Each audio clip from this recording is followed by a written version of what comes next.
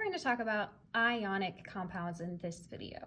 So remember, an ionic compound forms whenever we're going to gain or lose valence electrons. These two ions are going to form a bond together so that we can try and reach a net charge equal to 0. If we have a net charge equal to 0, we're at a lower, more stable energy state, and we are always trying to return to the most stable.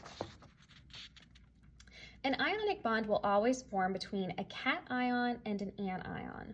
Remember, our cation has a positive charge. You can think of it like the T is a plus sign, telling you that it's a positive charge. And my anion has a negative charge. So AN stands for a negative ion. And we always want to reach a net charge equal to 0. So let's look at an example. If we have the sodium ion and the chloride ion together, we have a +1 charge plus a -1 charge, which means that my charges already add up to 0. Since my charges are the same, the number of my charges, I have a 1 here and a 1 here, even though it's not written.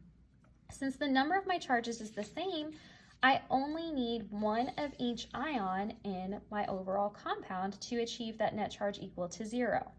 So I only need one of each. Remember, if you only have one of something in a compound, you do not include the subscript 1.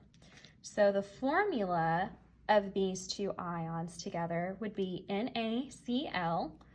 And to name it, you just use the names of each of the ions. So we had our sodium ion and our chloride ion, so that's the name of our ionic compound.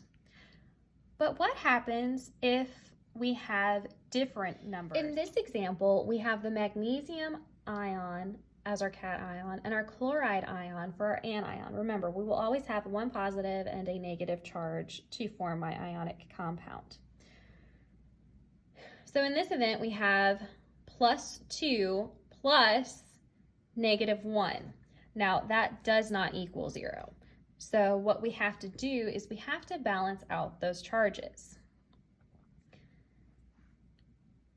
The easiest way to think about doing this is that you're going to take the numbers of the charges and you're going to flip them. You might also hear them called crisscross, and I like to call it crisscross and drop, because what you'll do is for your first ion, you'll go to the charge of your second ion, and what you'll do is you will bring it over and make that the subscript. So then for your second ion, you go to your first charge, take the number, and bring it down and use that as your subscript. So you see that the lines cross over, so this is why you might hear it called the crisscross method. You can also think that these numbers are just going to flip. So again, we do this so that we can have a net charge equal to 0. What this number means is that I have one of my magnesium ion.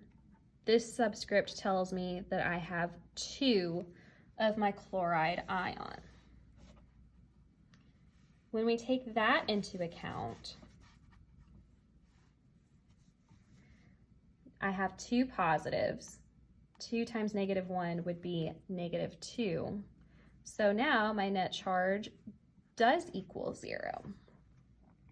So overall, I only need 1 magnesium ion and 2 chloride ions. So this would be my final formula, because this is what I need to have my net charge equal to 0. And the name is simply the name of your first ion and the name of your second ion. So we have magnesium chloride.